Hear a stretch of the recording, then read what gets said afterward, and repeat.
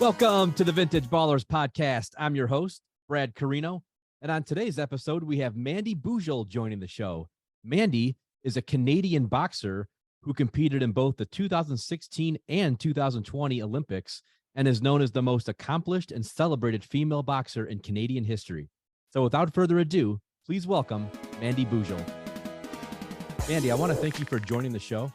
And, obviously we connected about a month ago, and I'm excited to have you on.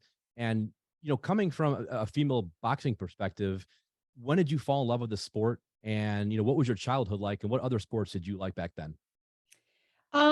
So my story is probably a little bit different than most other, I would say, elite athletes. In the sense that when I was younger, I was never really involved in sport. Really, really early on, my parents would pick the things that I was involved in. And it was always things like baton twirling or like artistic gymnastics, right? With a ribbon, like things like that. And not that those are bad sports, those are really great sports, but I wasn't very good at them. I wasn't flexible, and I just didn't really enjoy those sport experiences. So really early on in life, I think I just wrote off that, hey, there are some people out there, they're athletic. I'm just not one of them. So it wasn't until a little bit later, my first introduction to boxing would have been, I have two older brothers and they were fighting all the time. And then my parents decided, hey, let's go and buy a heavy bag and 2 sets of boxing gloves in hopes that my brothers would hit the bag instead of each other. Unfortunately, it didn't work. But what it did do is, I remember going downstairs, putting the gloves on. There was no, I don't want to age myself, but there was no YouTube or Google back then.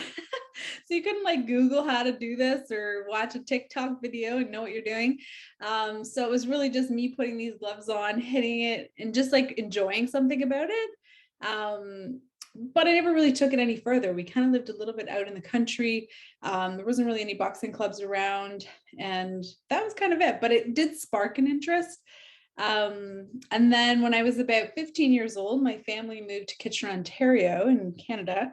And that's where there's a really famous boxing club called the Waterloo Regional Boxing Academy. Most people would know this gym because Lennox Lewis came from this gym. So there's just tons of history in this city for boxing. My brother decided, hey, I'm going to join this gym. And then I wanted to do what he was doing. So I basically bugged him, can I go to the gym? Can I go to the gym with you? But, back 16, 17 years ago, there wasn't that many women in the boxing gym. So, and of course it wasn't cool to bring your little sister along when you're trying to be this tough guy. So I wasn't actually allowed to go with him. My parents kind of said, you know what, that's his thing. You find something else. And then maybe about a year later, he started working full time. And that's when I was like, hey, he's not going anymore. I'm going to give it a shot. And then, never once thought hey, I'm going to go to the Olympics one day or anything like that. It was really just, I really like something about the sport and about learning how to protect yourself, how to throw proper punches. That's what drew me to it. And then I slowly kind of became an athlete just from the training and from everything that's involved with boxing. And Mandy, how big of a sport is boxing in Canada? It's pretty big. It's honestly, it's gone through ups and downs. It's definitely not as big as it is in the US. I would say that we don't have as many young kids involved, or at a very young age. It's starting a little bit more now, but you kind of see more of the teens and above that are really getting involved in the sport. And what about from the women perspective, from the female perspective? Because obviously it's a sport. I mean, when you're a little girl, was it hard coming up with it seems like a sport that's dominated by males. What was it like trying to break into that sport? And did you get any pushback from anybody? Oh, for sure. When I first started, there were many times when I would look around the gym and I was the only girl in the boxing gym for years. And it didn't really bother me, to be honest. I didn't think much of it. To me, it was okay, well, I'm here. I was enjoying it. I was really passionate about it by that point. But I've definitely had some coaches basically out of the blue just kick me out of the ring, just say that basically they just know how to coach a female, which doesn't really make any sense because it's Wow. like, well, I was doing everything that he was doing. Why did I get kicked out? And like later come and apologize, a few years later of like, hey, I'm sorry. It was weird to me having a girl in the gym. Um, so yeah, there were definitely like, there was times that I'd go spar. I'd have to like just travel for like an hour or two to go find girls to spar with. They didn't have proper change rooms, didn't have like anything like that. Most boxing gyms aren't really like super fancy anyway. So it never really it never really bothered me too much. There were definitely some other pieces, like we would go to competitions like early on, and there would be two rings. One would be the male's ring, one would be the female ring. And like anytime the judges were not doing well on the male's ring, if they were like, on the wrong side of a split decision, they'd throw them over to the women's ring, like as if our results didn't really matter. So we got like all the shitty judges. Wow. It's That's crazy. shitty. I mean, that like the fact that they, I think you look at the progression of women's sports in general, and like I'm 30, I just turned 39. So when I was younger, there was women's sports for the most part back in the 90s. There wasn't a ton necessarily compared to what there are now, but it was still a thing, right? So we didn't really have, like in my generation, I don't really feel it wasn't like an odd thing necessarily. Back in like the 50s, 60s, 70s, 80s coming up, it was. I mean, there wasn't even some of the high schools didn't have any female sports at all. So, really, we have progressed a lot. However, we still have a long way to go. And for you to have done what you've done so far in your career, that's why it's so fascinating coming from your perspective, because not only did you succeed at a high level, but you did it in a sport that really, in some ways, didn't seem like it's very accepting of females.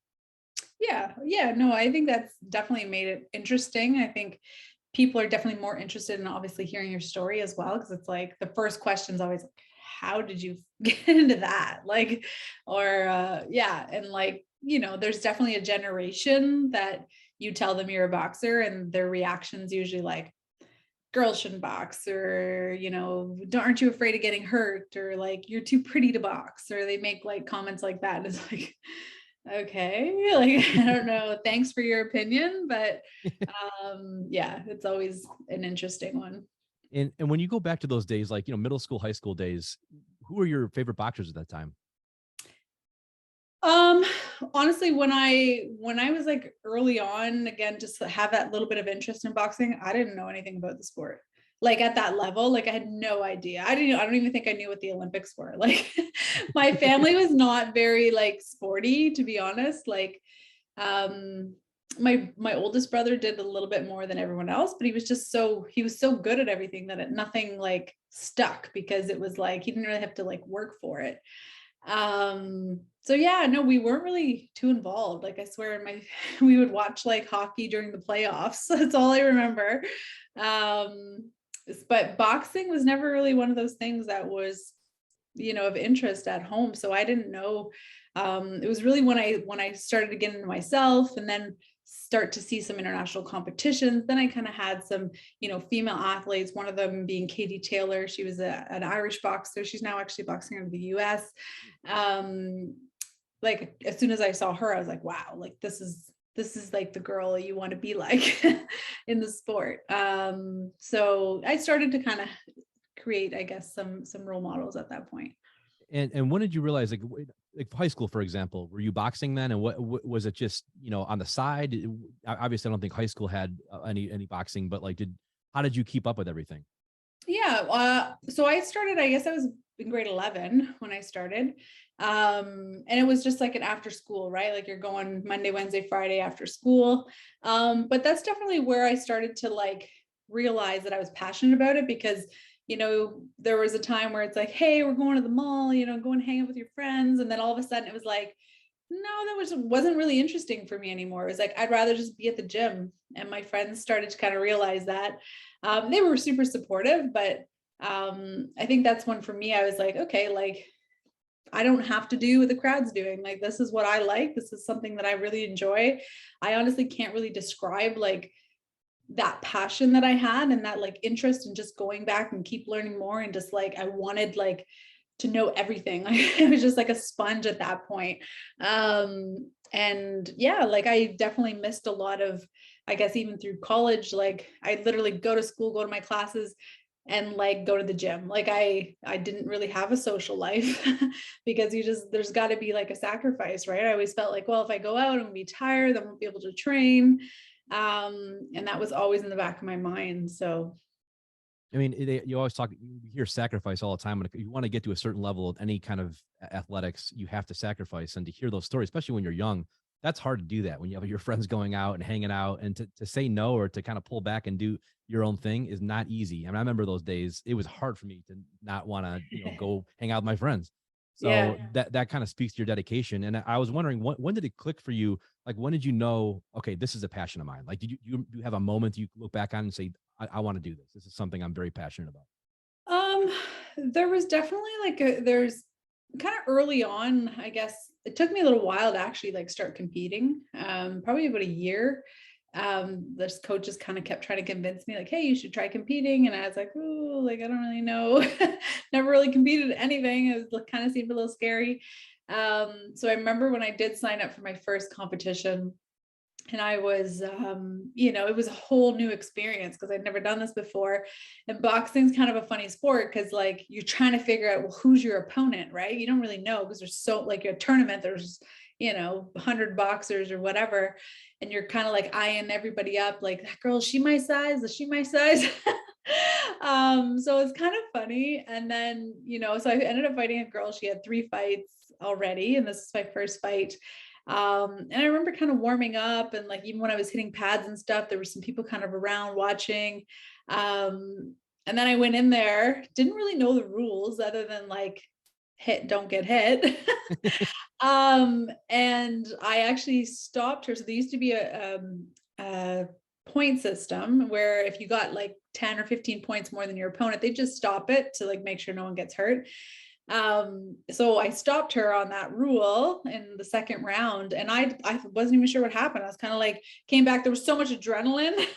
I came back, the coach would take my headgear off. I'm like, what happened? Did I win? Did I lose? I like, but it was really exciting. Like I do remember also before I getting into the ring, kind of looking over and seeing other people fight and think, this is crazy. I'm going to be able to go in there and beat someone up, and this is legal. Like, it honestly felt like the coolest thing in the world.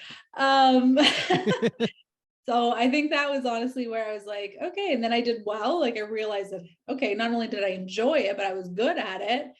And then that kind of like is what started my career. My second fight, I had a knockout. My third fight, Wow. another win. Like my fourth fight, I fought the Canadian champion, which is like unheard of. We actually traveled over to the US to this tournament, and back in the US, they didn't have the rules of like novice and open, which is like under 10 fights and over 10 fights. They just kind of threw it everyone in the same division.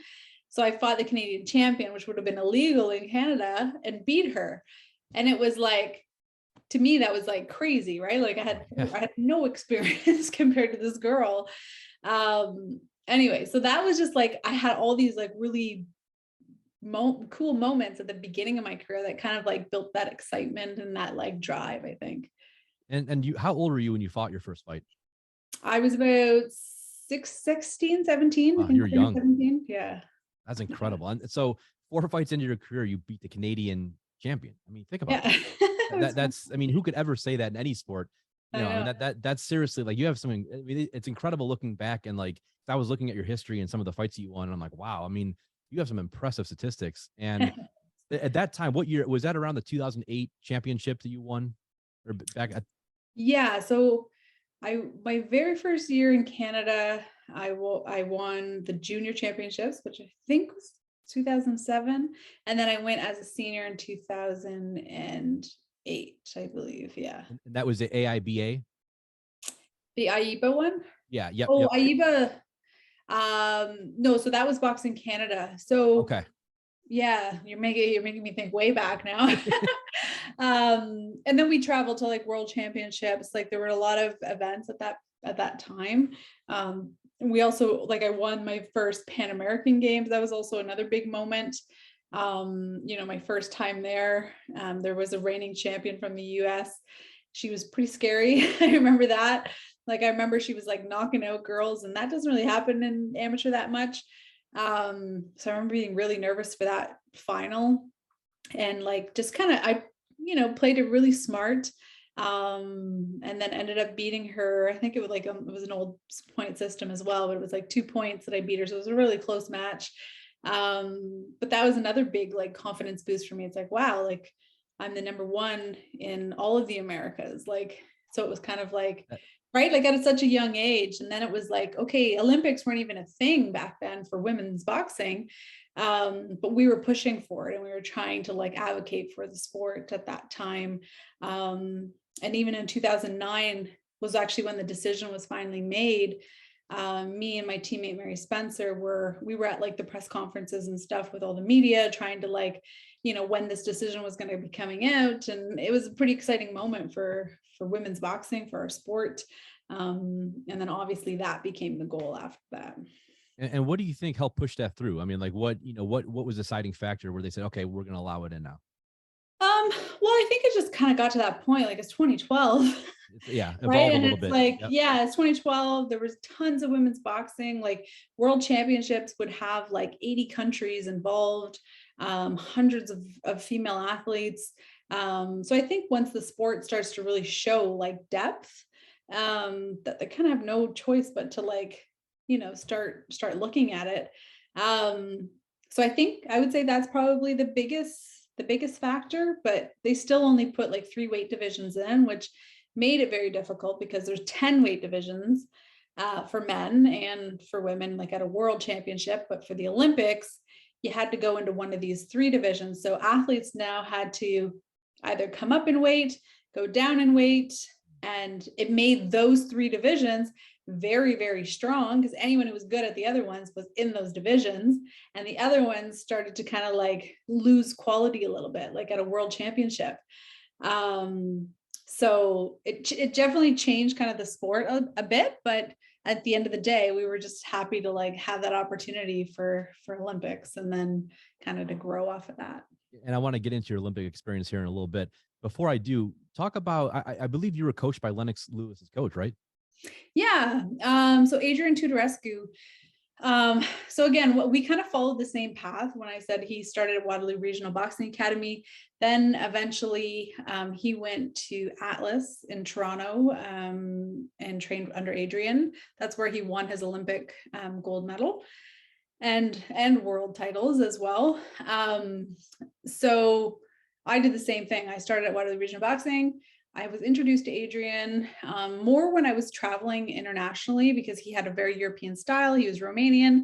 Like boxing was his life. And anyone who's like ever been a Canadian champion or world champion in Canada has kind of trained under him. So like his knowledge is just unbelievable. And then at some point, I just remember thinking, like, if I spent more time with him, that I felt like I was going to be able to reach my goals. And then I just decided, you know what, this is after 2012. I didn't make the first Olympic Games that I tried out for. Super frustrating for me. And that's also the wake up call of like, hey, I need to change my coaching. I need to change like what I'm doing for training. And then kind of made that switch over to Adrian. And give me 1 or 2 things that Adrian taught you, that really kind of changed how you boxed.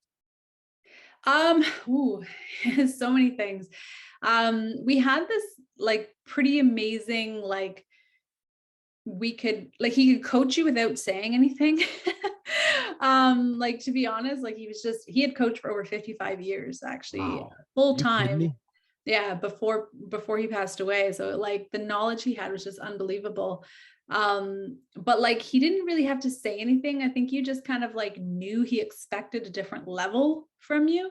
So even when I was like, let's say I would go to Kitchener on the weekends and I would train, you're training, but you're not pushing to that like level of excellence. But when he was there, it's like it forced that out of me.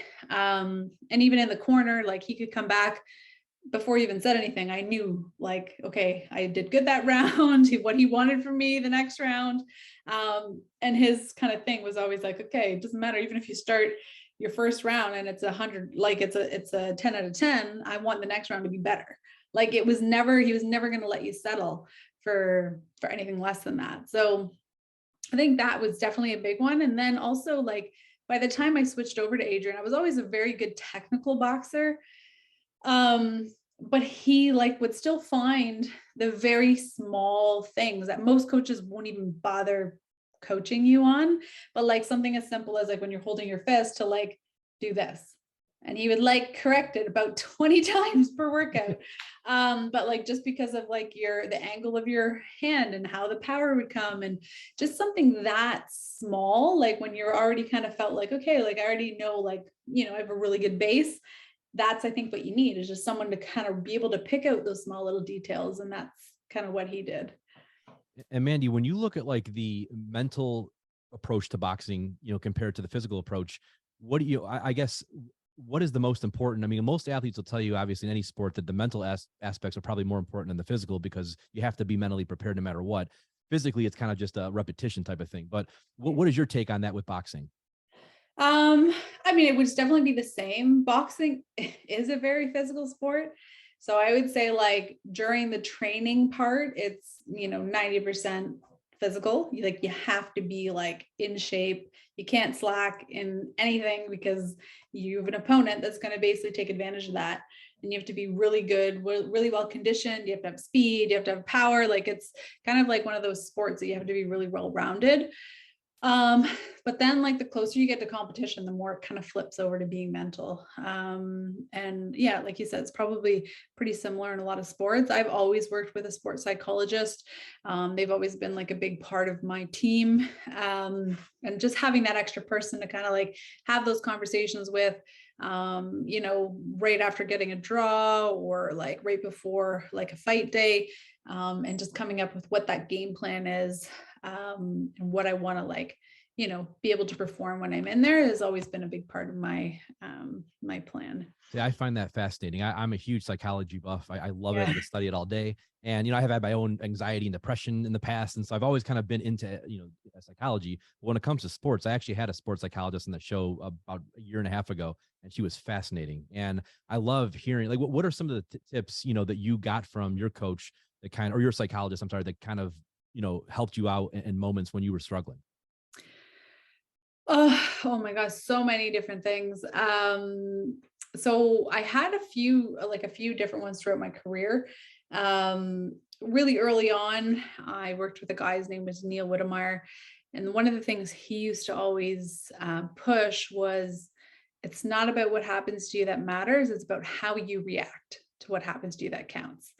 And that became like something that was going through my head in 2016 when I was going through like laying in a hospital bed right before my my quarterfinal match. Like this was just running through my head, and it was because he had drilled this in like year after year. And it was just I think it was for that moment. It was really weird, like the way it kind of all played out.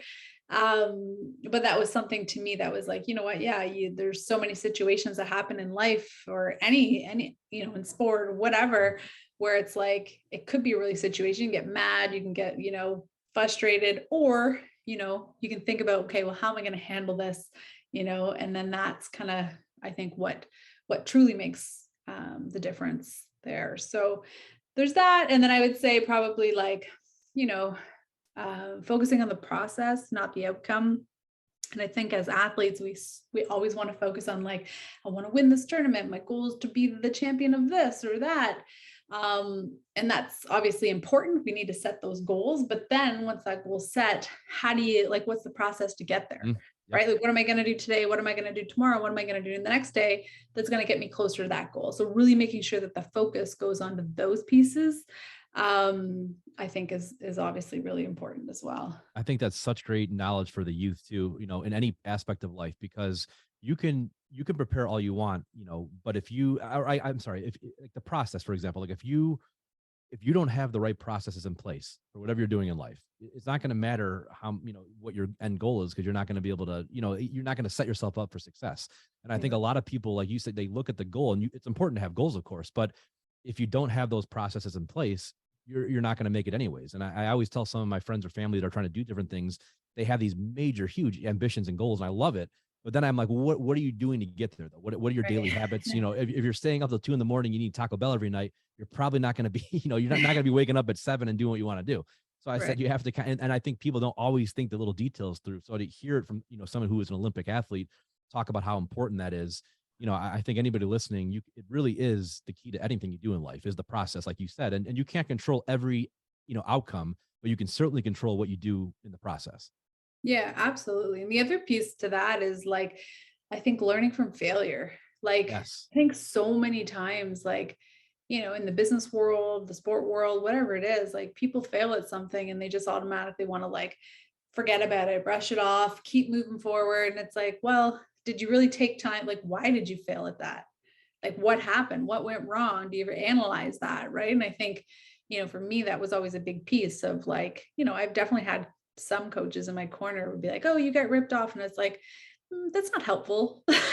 Right. That's Like, an that's not excuse. helpful for me. Like, sure, you're trying to make me feel good in this moment, but it's like, no, like, what did I do? Obviously, the judges saw it a different way, so what did I do? What can I change? And how can I make that different the next time? So I think really just always looking at that piece as well is important. It's like the ultimate accountability, Yeah, keeping yourself exactly. accountable that way. Yeah. And Yeah. it's hard to do in any aspect of life, but you're 100% right. And when you keep yourself accountable, you're going to end up having better results than not. And I think, the excuse making, I used to be one of those people. Oh, this happened to me because of that person, because of this lot in life or whatever. We Right. can all make excuses for everything, but eventually you have to sit down and say, okay, why am where I am, and what can I do to get to where I want to go? So, and I think that's so key for anybody listening. But and coming from an Olympic athlete, that's what you have to realize. So let's take it back to the Olympics. The first time you ever fought in the Olympics, what was that like? It had to be just an incredible moment. And what were you feeling when you went out there?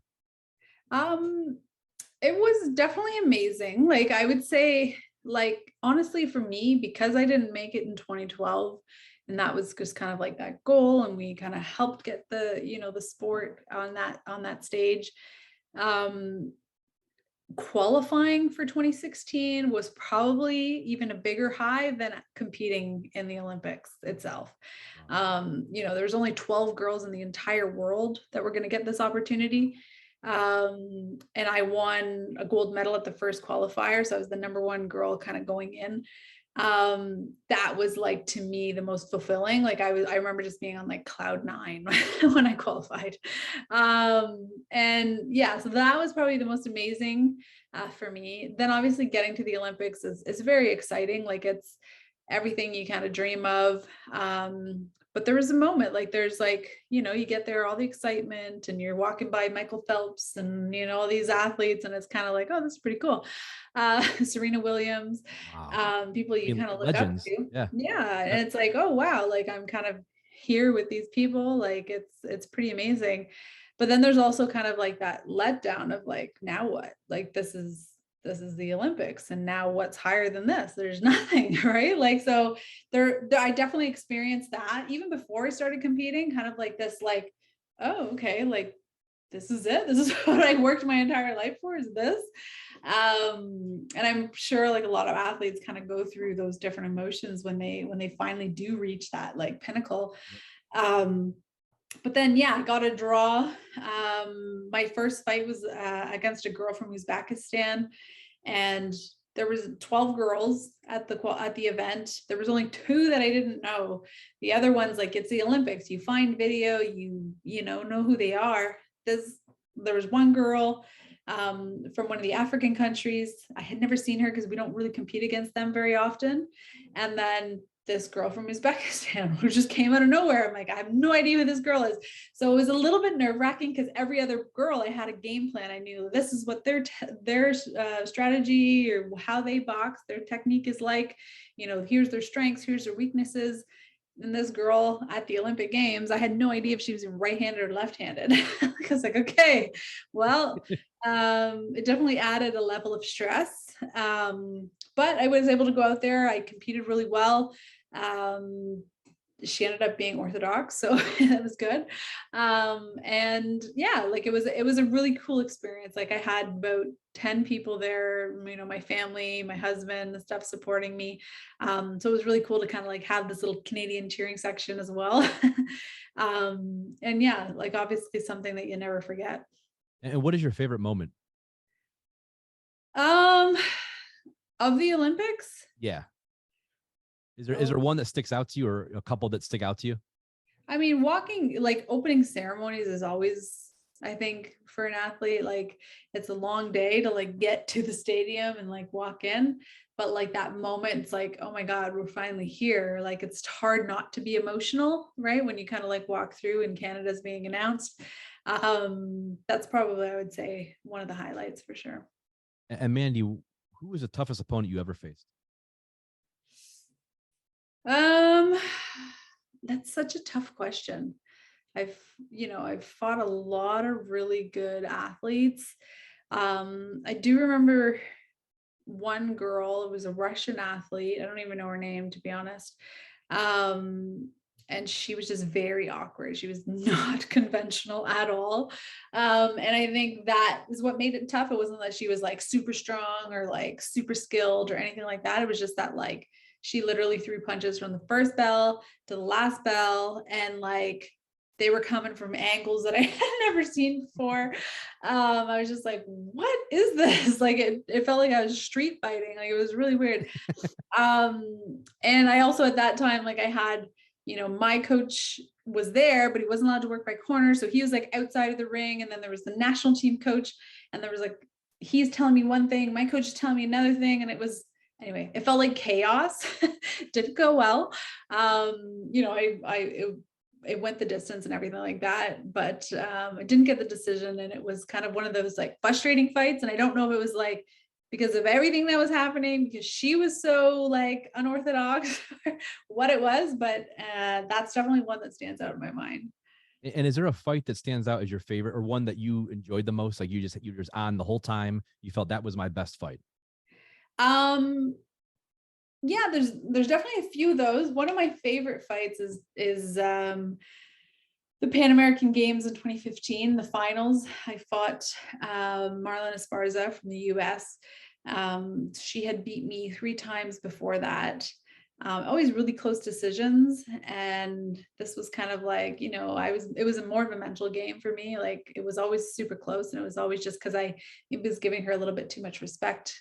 And yeah, so really just be able to kind of like turn it on and implement my game plan. I could see her getting frustrated. Everything that we had kind of worked on just kind of like happened right there, and it was a big moment. Like that's when I defended my Pan American title, became the only female to win back-to-back Pan American Games gold medals, and it was the games were happening in Toronto, so it was a pretty cool moment for sure. Yeah, that's really cool. It's amazing, actually. And I want to ask you a question. Now MMA, of course, is getting huge everywhere. I mean, it's been big for years now. When you think of MMA compared to boxing, how would you describe to the audience, what are the differences? Like if someone doesn't know either one very well, what are the differences, and what do you like about boxing more than MMA? Okay, if I had to describe MMA, I'm not trying to like say anything bad about the sport, but to me, MMA is like throwing basketball, football, soccer, and lacrosse into one, right? Like it's just like a mix of sports, like put together, and then you put them in a cage, and then someone wins. Whereas when I look at boxing or see boxing, like to me, boxing is like it's an art. Like it's really technical. It's kind of almost like a dance. Like especially on the Olympic side of boxing, right? It's about skill. It's about like hit, don't get hit. It's fast, especially at my weight class. It's super fast, in and out. It's about scoring points. And knockouts happen, but they're not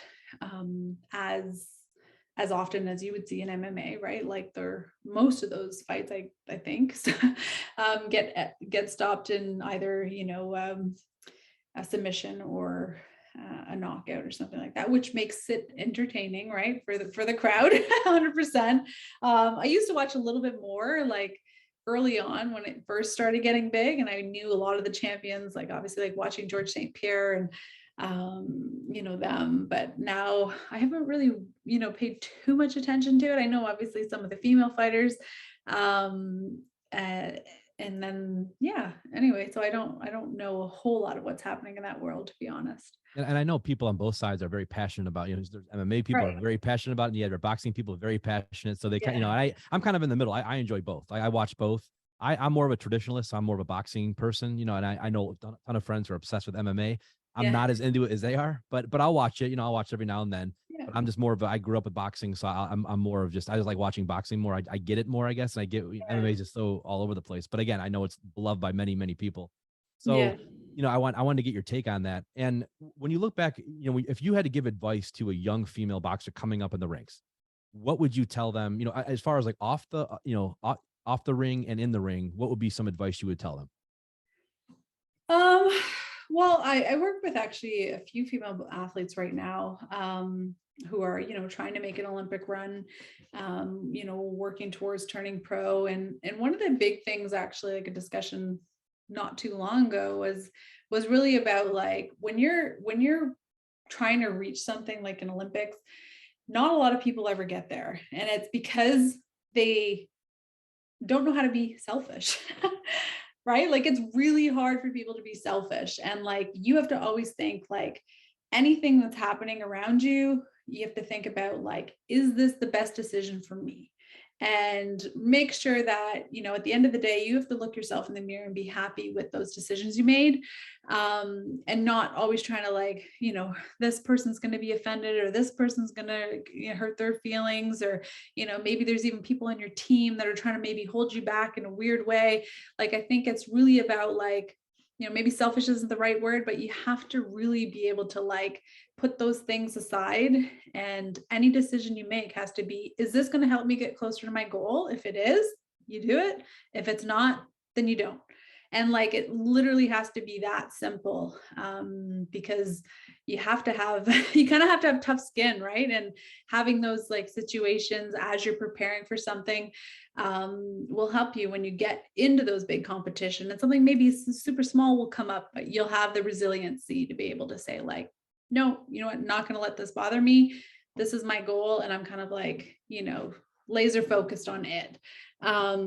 So I would say that's definitely a big one, because I know early on in my career, I wasn't good at that. I always wanted to like please everybody and make everybody, a part of what I'm doing. And it just was so tiring. And it was like really hard to like, try to achieve what you're trying to do. And at some point I just had to be like, you know what, this isn't about you. This is about me trying to achieve my goal. And I need to make sure that I do whatever it takes to get there. And, that's why, essentially I was able to see that success that I did, in the later parts of my career. That's really good advice. And I think being a people pleaser in any aspect of life is exhausting. Right. And people will take advantage of it. So Right. you really, it takes a lot of courage eventually to kind of stand up and say, I'm setting a boundary here, but that is not easy when you're used to doing that for years, especially when at your level, they have to do that. That's not easy at all. So I appreciate where you're coming from there for sure. And when you see the future of women's boxing, what do you see in the next 10, 15 years? You know what? The women's professional side of boxing has been like really blowing up. Like it's pretty cool to watch, because even in 2016, I kind of looked at the idea of, do I go pro? There wasn't really much happening at that time. It'd be really hard to like make a good payday, to be honest. And there wasn't really great opponents. Like if you're coming over from like the high level of the amateurs, where, I had over 180 fights, and the records and things that I had, people were not really going to give you an opportunity to fight them, right? Like it just, who's going to sign up for that? So it'd be really hard for even a promoter to get you the right competition. And but now, like you started to see after the 2016, some of those girls coming over from the amateur side or the Olympic side, turning professional. And they, had a few kind of really big fights early on with like the current world champions that were in the professional ranks. And like you could see right away, like obviously they became world champion, and you could just kind of see that level difference. But now there's actually like a big pool, and it's pretty amazing to watch. And there are a lot of girls that I competed against, I was in the ring with, seeing them win world titles right now. So I think the professional side is definitely just like booming for sure. On the Olympic side, I know in Canada it's been tough, and I think in the US as well, with COVID and everything, like it shut things down. We, like a lot of athletes, like boxing is kind of a year-round sport. There's not really like a season. So it was really tough to keep people motivated when there was no competition. Like we didn't have competition for about 2 years. So it was really tough, and you could kind of see that we haven't had a national championships. Like our nationals were selected off of like fitness testing, so that's tough. So you really have to like start from the bottom again and like rebuild and kind of look for that next generation and kind of get them going again. So I would like to see obviously that kind of go back to where it was. And then, like I said, professional side is definitely booming, and it's bringing a lot of attention to the sport, which is great. And Mandy, I read somewhere you were, I think you weren't going to compete anymore because of the headgear, or because they weren't going to allow headgear. Yeah, explain that to us, because I wanted to get your take and what was going on with that, and how did you make your stand? Yeah, there was a point, so which was really kind of silly. They decided that, well, they were talking about taking headgear off male and female, and they did a whole bunch of testing. So this was like the International Boxing Federation, Okay. at the highest level, right? They were going to take it off. They were then trying to say that it's safer. And then it was like, okay. And then like just wanting to know, for me, I wanted to know like research wise, like where's this research showing you that it's safer? Because I can tell you right now, you see our men, so that they did eventually take it off the men's side and kept it on the women. Like, that doesn't even make sense. Like, it's safer, but we're gonna just protect the men. Like, anyway, they were trying to get closer to professional boxing is what they were trying to do. They just wouldn't come out and say it. But it's like, I didn't want to like retire from boxing and be all like, most of it is cuts. That's kind of like the biggest concern is like headbutts. Like you go to a tournament right now when the men are fighting amateur style, back-to-back days. Sometimes you're fighting 3-4 days in a row. There's headbutts, there's things that are happening. Guys are getting huge gashes, and now they're out of the competition, even though they won the fight, and they've got scars all over their faces from this because they're not taught. Like, it's a bit of a different style than professional. Professional, you kind of learn how to turn, how to avoid getting cut because you're prepared for that. But we all of a sudden went from headgear to like no headgear, and no one knew kind of like not to be in a close clinch and not to do certain things. So it was just, it still is like, you see cuts all the time. People, unfortunately, like, getting put out early because of it. And I just didn't want that. For me, I felt like, what, I'd gone that far in my career, never really being like injured, that the last thing I wanted to do is, have scars all over my face. No. For no reason. Oh, exactly. Yeah, because I was wondering what was going on, and I didn't understand why they wanted to take it away. I'm like, why would they want to? Make no sense. How is it safer without it? I don't understand that logic at all. They're just saying that like it was a false sense of security, that athletes were like relying on just putting their hands up, and which, I mean, I don't think so. Like, you can clearly see the cut difference now. And they've tried to make a few decisions, and that was, again, trying to get closer to professional. At one point, they even wanted us to wear skirts, and we're going to make it mandatory. What? Really? And then like all the girls were like, oh, hell no. Like, make it optional, because some girls like to wear a skirt. 100%, like if that's what you want to do. Your thing, yeah. And usually like it has shorts underneath or whatever, certain ones. But it's like, I remember trying one on in the gym because I was like, oh no, if I go to a competition, I don't want this to throw me off. And like, I honestly felt weird because like I wear dresses and skirts and stuff at home, but it's like, that's when I feel like a girl. I don't know if that makes any sense, but like, I don't know. Then like I go to the gym, like last thing I was worried about my skirt. Like I'm moving around the ring, worried about my skirt coming up. And I'm like, I don't want to be thinking about my skirt when I'm boxing. So that was another one I remember. And a bunch of us like stood up and said like, no, this is like ridiculous. We're not doing this for, audience entertainment. Like, this is, we have the skill. We don't need to like throw skirts on us to make it popular. No, that's actually pretty fun. I mean, I can't believe they actually would propose that, but yeah. And I totally get where you're coming from. I don't want to have like, it would put me in a different mindset. Yeah. So, yeah. Well, it's the same. Like, I don't even paint my nails. And like, I remember one time getting my nails painted and I felt like I was punching differently because I painted, and it sounds so ridiculous, but like, it just felt weird. I felt like, well, I don't know, that's not normal. And for me, and it's like, it made me like feel like I was boxing different. When it's coming back to that mental aspect, like you have to be Yeah. mentally there. If you're thinking a little bit off for whatever reason, it's going to screw your whole game plan up. So it's like, I Yeah. totally get that. And when you look back, Mandy, at your whole career, what is there one thing that you could look back on that you could say, I'd want to change that or do differently than you did? I would just say probably that move to Adrian, I would have done it earlier. Okay. Oh, yeah. Yeah, I hesitated because one, I didn't want to move to Toronto at that time in my life. I was young, and I felt like, oh, this was going to be like a huge change. I was comfortable. I didn't really, living at home. I didn't really have to like pay bills. But then I was also in a bad like coach situation where I was essentially not getting coached, and I was like creating my own plans. So there was kind of like this back and forth anyway. And I just felt like if I would have probably done that earlier, I probably could have gone to the 2012 Olympics as well. No kidding. Wow. And tell the audience, what are you up to nowadays? And how do you stay connected with boxing and what do you do? Yeah, so I'm definitely coaching quite a bit. There's a few girls that were actually my sparring partners, in the lead up to this last Olympics.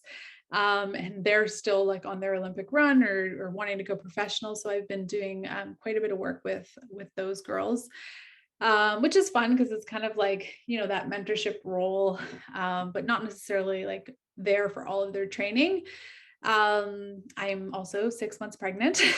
So I'm going to have my second little girl in November. So getting ready for that, doing a lot of public speaking. I still work with quite a few brands as well, just doing kind of like some online, social media marketing, that kind of stuff. I'm always busy.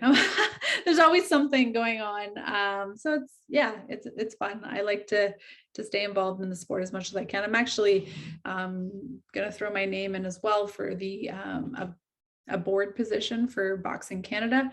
They're looking for some new members, and they don't right now have any females on their board. So I used to be one of the athlete reps. So I'm actually going to see if I can get one of the director at large positions, and see if I can just, help with the rebuilding, I guess, of the sport after, COVID and everything has happened.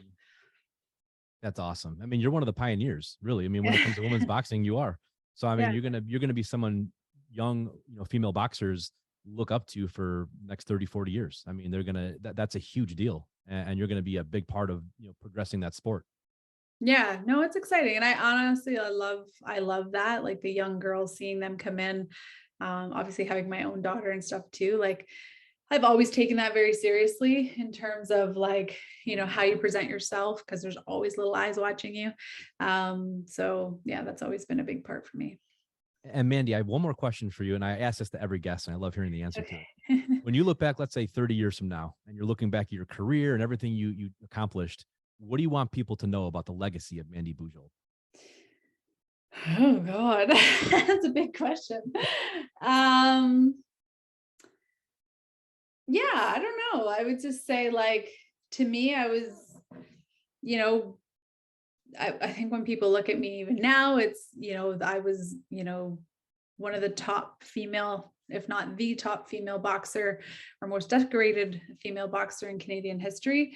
And yeah, I think also just like how I've given back to the sport as well, right? Like it's not just been like kind of a take. Like I've always kind of stayed involved, tried to help other athletes, tried to mentor other athletes, even throughout my career, even on the sponsorship side of things and branding, etc.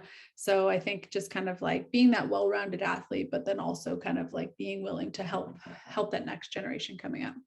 That's awesome. I mean, it's quite a legacy. And like you said, you're the most celebrated female boxer in Canadian history. And your name will always be synonymous with female boxing boxing in general for the rest of history. So that is a huge deal and something you should be very proud of. Thank you. So Mandy, again, thank you for coming on the show. And this has been awesome. Again, when I want to give a shout out to Kenny Thomas for introducing us. And he told me, so you got to, yeah, you got to. So I appreciate that. And this was so cool to be able to interview you and to kind of go through your experiences. I mean, this is a rare like to look at any Olympic athlete, you know, and then especially an Olympic athlete who's coming into a sport that wasn't even part of the Olympics until recently. Like that is an incredible story and legacy that you have, Mandy. So I really want to thank you for coming on the show and sharing that with everybody. Yeah, thank you so much for having me. It was a pleasure. Thanks, Mandy. I appreciate it. Okay, All right. take care. All right.